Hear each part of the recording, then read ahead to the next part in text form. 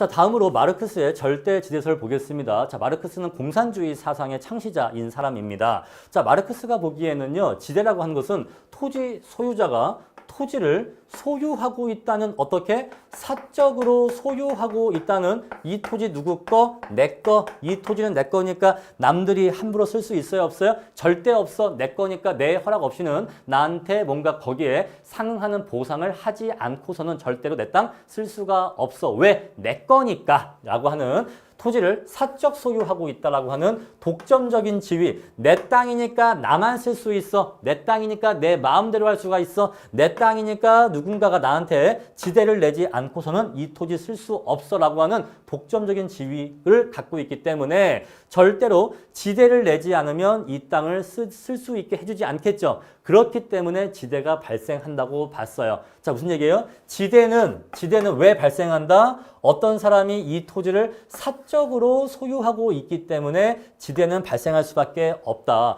왜냐하면 자본주의 사회에서는 토지라고 하는 건 어떤 개인의 사유재산권인데, 자, 그러면 이 토지는 내 거기 때문에 아무리 내 토지가 형편없고 척박하고 구린 땅이라고 해도, 즉 최열등지, 다른 말로 한계지라고 해도, 아무리 척박하고 못난 땅이라고 해도 절대로 내 거기 때문에 무상으로 빌려주지는 않는다 라고 봤다 이 얘기예요. 누가 자기 토지를 공짜로 빌려주겠느냐. 아무리 그 토지가 척박하고 한계지라고 해도 절대로 공짜로 빌려주는 일은 없다. 따라서 아무리 최열등지나 한계지라고 해도 토지 소유자는 내 거기 때문에 지대를 요구할 것이다. 따라서 반드시 지대는 존재할 수밖에 없다. 즉 토지 생산력과 관계가 있다 없다? 관계가 없다고 봤어요. 자, 그 토지가 비옥하다 안 하다 그 문제가 아니라 비옥하니까 지대를 내야 된다? 그 얘기가 아니라 아무리 척박한 토지라고 해도 내 거기 때문에 남한테 공짜로 빌려준다 안 빌려준다? 안 빌려준다. 절대로 남한테 공짜로 빌려주지 않는다. 따라서 아무리 한계지, 최열등지라고 해도 지대는 존재한다 안 한다? 반드시 존재한다. 반드시 존재한다. 절대적으로 존재한다. 그래서 절대지대설인 겁니다. 자, 어렵지 않죠? 자, 정리하면 마르크스에 따르면 자본주의 사회에서 토지는 누군가의 개인 사적 재산권, 사적 소유물이기 때문에 아무리 자신의 토지가 최열등지, 한계지, 못난 토지라고 해도 남한테 공짜로 빌려주지 않는다. 따라서 모든 토지는 아무리 한계지라고 해도 지대가 발생한다 안 한다? 발생한다. 따라서 모든 토지는 절대적으로 지대가 존재하게 되어 있다. 자, 그런데 이러한 토지는 모든 토지에, 이 세상 모든 토지에 자, 절대지대가 있다 없다? 있다. 따라서 어떤 사람이 어떤 토지를 사용하고 싶으면 반드시 이 절대지대까지 지불해야지만 이 토지를 쓸 수 있습니까? 없습니까? 있겠죠? 이 절대지대를 지불하지 않고서는 쓸 수 있는 토지가 한 개도 없는 거예요. 따라서 모든 토지는 그 토지를 사용하고자 한다면 절대지대를 반드시 지불해야 됩니다. 만약에 이 절대지대의 크기가 10원이라고 할게요. 10원. 얘가 10원이라고 하겠습니다. 라고 한다면 어떤 토지 임대료에는 10원만큼의 절대지대가 반드시 포함되어 있다, 안 되어 있다? 포함되어 있다 이 얘기예요. 따라서 이 토지를 빌려서 이 토지에 농작물을 경작해서 이 농작물을 판다고 할 때 이 농작물의 판매 가격 안에는 이 절대지대 10원이 포함되어 있을까요? 안 되어 있을까요? 당연히 포함되어 있겠죠. 반드시 들어가는 생산 원가이기 때문에 반드시 이 농작물의 가격, 판매 가격 안에는 판매 가격을 정할 때는 내가 이 농작물을 경작하기 위해서 들어간 원가 플러스 나의 이윤을 합쳐서 판매 가격을 결정할 텐데 그 이 농작물의 생산 원가를 고려할 때는 여러 가지 뭐 인건비, 뭐 여러 가지 농기구 비품비 막 들어가겠죠. 근데 그 중에 항목 하나로 절대지대가 들어가요, 안 들어가요? 들어간다 이 얘기예요. 이것까지 해서 토지 임대료를 냈으니까 당연히 이것도 생산비에 포함이 되겠죠. 따라서 이것까지 감안해서 제품의 가격을 결정하기 때문에 제품의 가격이 만약에 절대지대가 없었을 때와 비교한다면 만약에 얘가 500원이에요. 500원인데 여기 보세요. 자, 절대지대가 있었을 때 10원이 있었을 때 제품이 500원이라면 만약에 이 절대지대가 없었다면 이 제품의 가격은 490원이 될 수가 있었겠죠.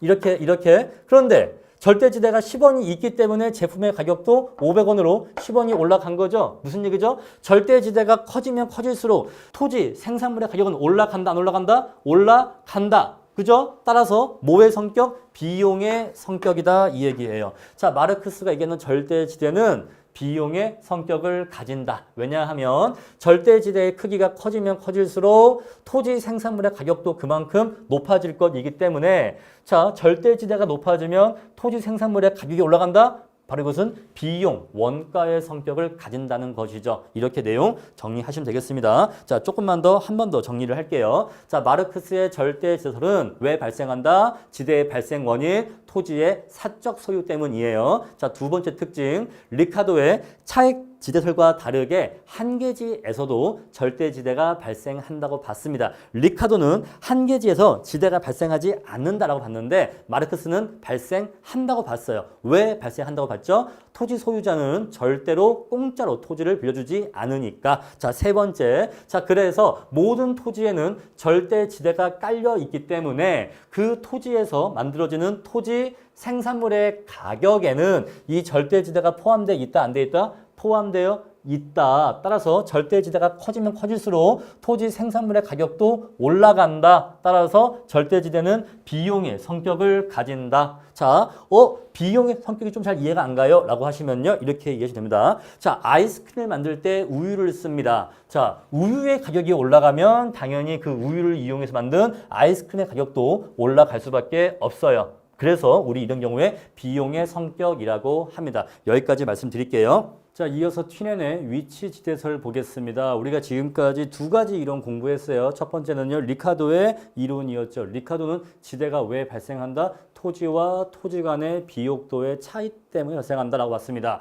자, 두 번째, 마르크스의 절대지대설, 지대 왜 발생한다? 자본주의 사회에서 토지의 사적 소유권 때문에 그 누구라도 자신의 토지를 아무리 척박한 토지, 아무리 최열등지, 한계지라고 해도 남한테 토지를 공짜로 빌려주지 않기 때문에 토지 소유권에서 시작된, 비롯된 지대, 절대지대가 발생한다라고 봤습니다. 자, 이제 세 번째 이론 볼게요. 세 번째는요, 튀넨이라는 사람이 자, 지대라고 하는 것은 어떤 토지는 위치가 좋고 다른 토지는 위치가 안 좋으니까 위치가 좋은 토지가 위치가 안 좋은 토지에 비해서 갖는 이점이 지대가 된다라고 봤어요. 자, 그래서 위치가 좋다, 안 좋다의 개념은요, 수송비가 많이 든다, 안 든다의 개념입니다. 여러분, 어떤 사람이 직장이 강남에 있다고 해봐요. 대부분 직장이 강남에 있는데요. 자, 강남 가까이에 집이 있는 사람이 있고요. 자, 강남에서 먼 곳에 집이 있는 사람이 있다고 합시다. 여러분, 요 A집이 임대료가 비쌀까요? B집이 집세가 비쌀까요? 당연히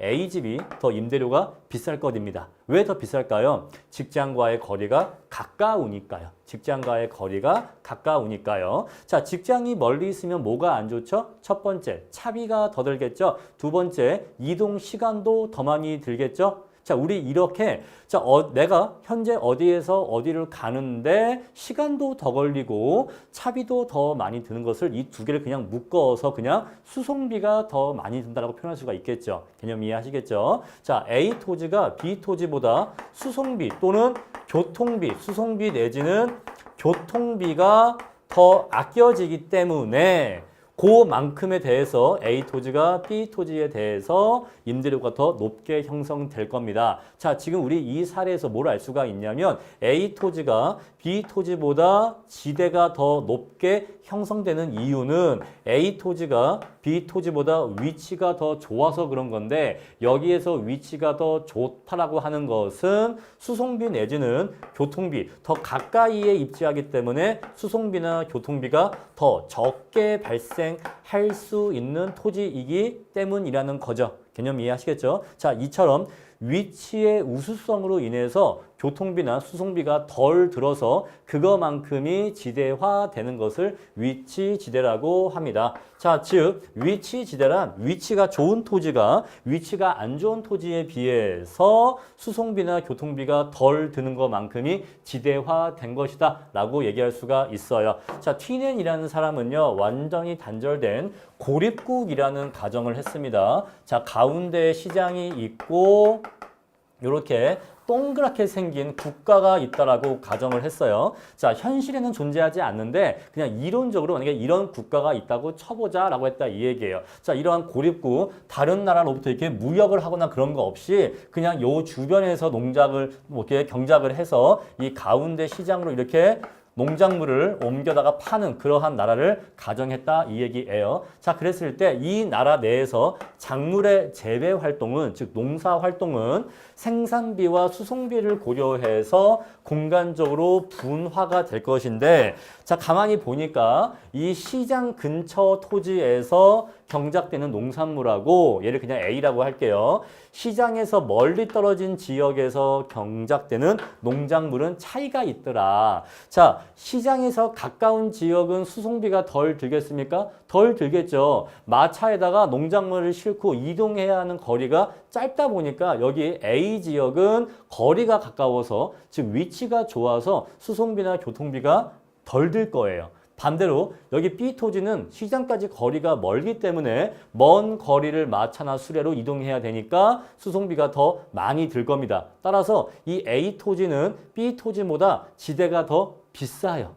왜 비싸죠? 수송비가 그만큼 덜 드니까 더 지대가 비쌉니다. 요거 이해하시겠죠? 자, 그리고요. A 토지는 B 토지에 비해서 임대료가 비싸니까 A 토지에다가는 비싼 작물을 심어서 팔아야겠습니까? 싼 작물을 심어서 팔아야겠습니까? 여러분, 강남 한복판에 식당을 낸다면 이 임대료 비싼 강남 땅에다가 식당을 낸다면 김밥 천국을 내야겠어요? 아니면 한우 뭐 그런 비싼 뭐 랍스타 이런 거 파는 집을 내야겠습니까? 당연히 비싼 식당을 내야지만 그 높은 임대료를 감당할 수가 있겠죠. 1,000원짜리 김밥, 2,000원짜리 김밥 팔아서는 이 강남의 어마어마한 임대료를 감당할 수가 없단 말입니다. 1인당 몇만 원짜리 음식을 팔아야지만 이 임대료를 감당할 수가 있다는 거예요. 자, 농사로 얘기하면 이게 A 지역은 시장과의 거리가 가까워서 수송비가 아껴지죠. 수송비가 아껴지는 것만큼이 뭐가 된다? 지대화되기 때문에 여기 A 지역은 B 지역에 비해서 수송비는 덜 들지만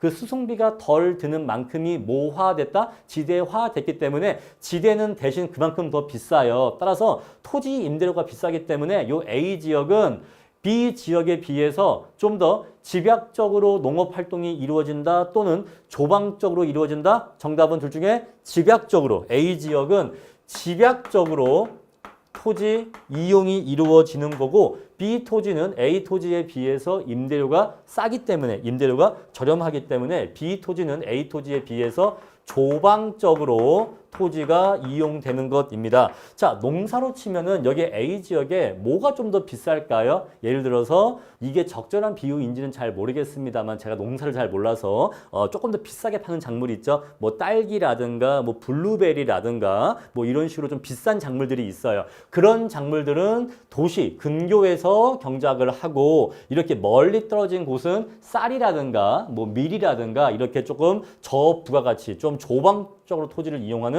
그러한 작물들이 재배될 것인데 바로 이것을 자, 생산비와 수송비를 고려해서 어느 곳에 어떤 작물을 심을까 하는 것은 공간적으로 분화가 된다고 보았다. 이 문장이 이제 이해가 되시죠? 여기는 비싼 작물을 집약적으로 빽빽하게 여기는 조금 저렴한 작물을 조방적으로 이런 식으로 공간적으로 분화해서 농사를 짓게 될 것이라고 봤다 이 얘기예요. 자, 이 이론 좀 더 들어가면요. 자, 생산비라고 하는 것은 뭐가 있을까요? 뭐 비료값, 또 뭐가 있죠? 뭐 농약값, 또 뭐가 있죠? 뭐 인건비 이런 거 등등이 있겠죠. 근데 이런 것들의 가격은 도시와 가깝냐, 시장과 가깝냐, 뭐냐에 따라서 바뀌지가 않기 때문에 이러한 비용은 어디에서 지출을 하든 그 비용의 크기는 일정하다. 위치와 관계없이 동일하다. 한 사람의 인건비가 예를 들어서 뭐 일당 8만 원이에요. 그럼 여기서 사람을 고용해도 일당 8만 원이고 여기서 고용해도 일당 8만 원이기 때문에 여기나 노동비나 뭐 비료값이나 농약값이나 이런 거에 차이는 있다 없다? 없다라고 본 거예요. 생산비는 차이가 없다. 그런데 뭔 차이는 있다? 수송비는 차이가 있다. 수송비는 도심, 여기 도심에서 멀어지면 멀어질수록 수송비가 증가하게 되어 있다. 따라서 중심지, 시장에서 가까운 토지일수록 수송비가 절약되고 따라서 수송비가 덜 들기 때문에 그만큼이 지대화된다라고 봤다 이 얘기죠. 자, 그래프를 통해서 요 내용 좀 더 보충 설명 드릴게요. 자, 그래프를 보면서 좀 더 자세히 내용 들어가겠습니다. 저기 왼쪽 그래프를 보시면 여기가 시장이에요. 도시 가운데 있는 시장입니다. 자, 이 시장에서 거리가 멀어지면 멀어질수록 이쪽으로 오게 되겠죠. 자, 시장에서 멀어지면 멀어질수록 뭐가 증가하죠? 거리가 멀어지니까 수송비가 증가하게 되겠죠. 따라서 이렇게 시장에서 도시 바깥쪽으로 멀어지면 멀어질수록 수송비는 점차 증가합니다. 자, 그런데 도시 이 가운데 시장 가까이에서 재배하나 멀리 교외에서 경작을 하나 생산비는 똑같다고 했어요. 따라서 생산비는 위치에 관계없이 일정한 값을 갖게 됩니다. 요거 이해하시겠죠? 자, 근데 어떤 토지에서 농사를 짓기 위한 비용은 이 생산비 플러스 수송비의 합으로 이루어져 있기 때문에 총 생산비는 여기 요 선으로서 표현될 수가 있어요. 왜냐하면 요 수송비에다가 생산비를 더해야 되는데 생산비는 일정한 값이기 때문에 요 크기만큼 요 생산비의 크기만큼을 수송비 선을 위로 올려주면 바로 여기 위의 선이 총 생산비가 됩니다. 총 생산비가 돼요.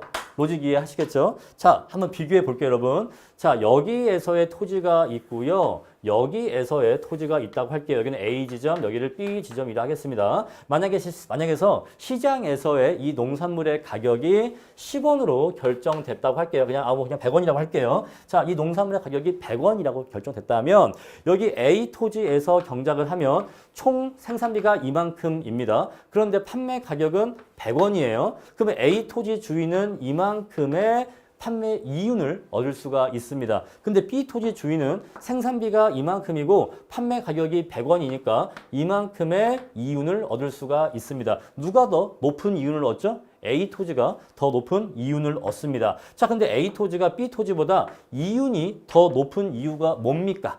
생산비가 더 싸서 그런 거예요? 아니에요. 생산비는 A 토지나 B 토지나 모두 같은 크기의 생산비를 지출했습니다. 근데 A 토지가 B 토지보다 이윤이 더 큰 이유는 바로 수송비가 이만큼이 덜 들기 때문이죠.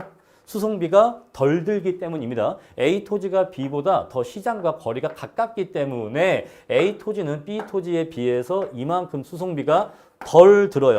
수송비가 이만큼 덜 들기 때문에 A 토지에서 농사를 지으면 돈을 수송비의 절약분만큼을 더 벌 수가 있습니다. 그러면 이 수송비의 절약분으로 인해서 돈을 더 벌 수 있는 것은 결국 임차인의 몫입니까? 임대인의 몫입니까? 결국 임대인의 몫이겠죠. 결국 토지 주인은 이러한 토지를 빌려줄 때 자, 너 봐라. B 토지랑 내 토지랑 비교하면 내 토지는 위치가 좋아. 내 토지는 B 토지보다 시장과의 거리가 가까워서 수송비가 이만큼 아껴져. 넌 그래서 B 토지가 아니라 내 토지에서 경작을 하면 요만큼 수송비의 절약분만큼을 돈을 더 벌 수가 있어. 근데 그건 내 거야. 그건 네 게 아니야. 왜 내 거지? 이거는 내 토지가 위치가 좋아서 더 버는 거니까 이건 내 거야. 따라서 이건 나한테 지대로 내야 돼 라고 할 거란 말입니다. 따라서 결국 수송비의 절약분, 위치가 좋아서 시장과의 거리가 가까워서 즉 위치가 좋아서 발생하는 이 수송비의 절약분은 결국 누구의 수입이다? 토지 주인의 수입이다. 결국 지대가 된다라는 것입니다.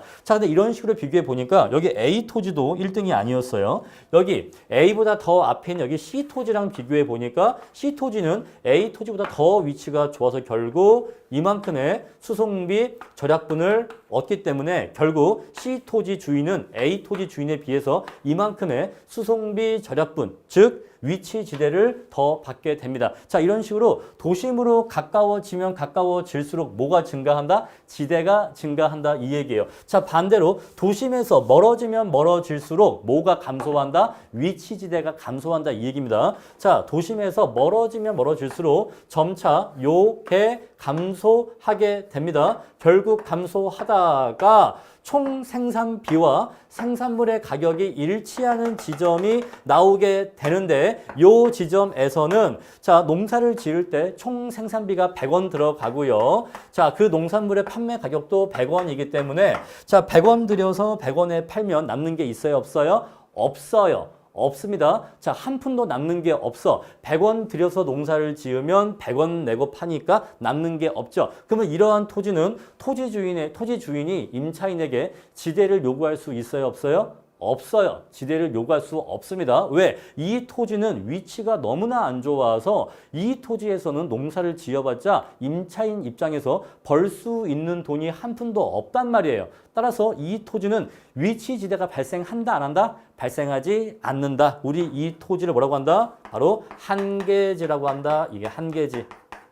따라서 튀렌에 따르면 한계지는 존재한다, 안 한다? 한계지 존재한다, 이 얘기. 존재한다. 자, 튀렌의 이론에서 한계지라고 하는 것은 총 생산비와 생산물의 가격이 일치하는 지점의 토지가 한계지가 되고 이 한계지보다 더 먼 곳에서 경작이 이루어진다, 안 이루어진다? 이루어지지 않는다. 왜냐하면 한계지까지가 농사를 지으나 안 지으나 똑같은 상태. 왜? 수입이 0원이기 때문에 농사를 안 지으면 수입 0원, 농사를 지어도 수입이 0원, 농사를 지을 뚱 말뚱한 곳이기 때문에 여기보다 더 바깥에서 농사를 짓는 경우에는 수송비가 지나치게 증가해서 오히려 적자를 봅니다. 따라서 이 한계 지점 이후에서는 더 이상 경작이 이루어지지 않아요. 자, 따라서 농업 경작은 어디까지만 이루어진다? 여기 한계지 지점까지만 이루어진다. 따라서 여기 한계지에서는 자, 위치 지대가 발생한다, 안 한다?